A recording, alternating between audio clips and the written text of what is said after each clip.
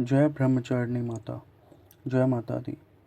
दधाना कर पद्माभ्याम शमालाकमंडलु देवी प्रसीदतु मयि ब्रह्मचारिण्य नत्तमा। माँ दुर्गा की नव शक्तियों का दूसरा स्वरूप ब्रह्मचारिणी का है। यहाँ ब्रह्म शब्द का अर्थ तपस्या है। ब्रह्मचारिणी अर्थात तप की चारिणी, तप का आचरण करने वाली। कहा भी है वेदस्तत्वम तपो ब्रह्म, वेद तत्व और तप ब्रह्म शब्द के अर्थ हैं।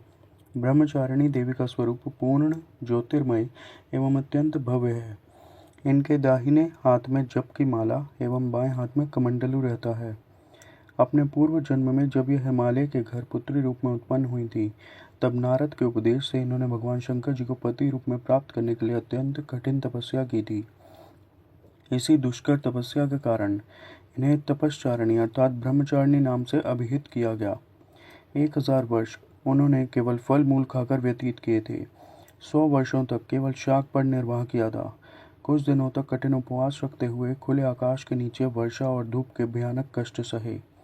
इस कठिन तपश्चर्या के पश्चात 3000 वर्षों तक केवल जमीन पर टूट कर गिरे हुए बेलपत्रों को खाकर वह अहर्निश भगवान शंकर की आराधना करती रहीं। इसके बाद उन्होंने सूखे बेलपत्रों को भी खाना छोड़ दिया। कई हजार वर्षों तक वह निर्जल और निराहार तपस्या करती रहीं। पत्तों पर्ण को भी खाना छोड़ देने के कारण इनका एक नाम अपर्णा भी पड़ गया। कई हजार वर्षों की इस कठिन तपस्या के कारण ब्रह्मचारिणी देवी का वह पूर्व जन्म का शरीर एकदम क्षीण हो उठा। वह अत्यंत ही कृशकाय हो गई थी। उनकी यह दशा देखकर उनकी माता मैना अत्यंत दुखी हो उठी। उन्होंने उन्हें उस कठिन तपस्या से विरत करने के लिए आवाज़ दी, ओ माँ, अरे नहीं, ओ नहीं। तब से देवी ब्रह्मचारिणी का पूर्व जन्म का एक नाम उमा भी पड़ गया था। उनकी इस तपस्या से तीनों लोकों में हाहाकार मच गया।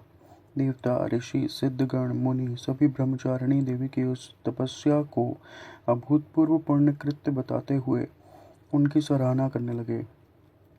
अंत में पितामह ब्रह्मा जी ने आकाशवाणी के द्वारा उन्हें संबोधित करते हुए प्रसन्न स्वरों में कहा, हे देवी, आज तक किसी ने ऐसी कठोर तपस्या नहीं की थी। ऐसी तपस्या तुम्ही से संभव थी।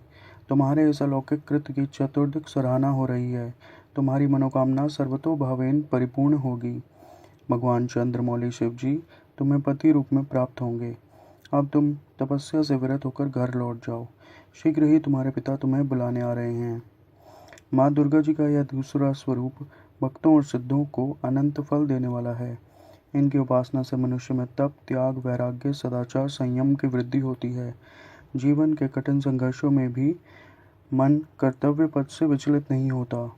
माँ ब्रह्मचारिणी देवी की कृपा से उसे सर्वत्र सिद्धि और विजय की प्राप्ति होती है।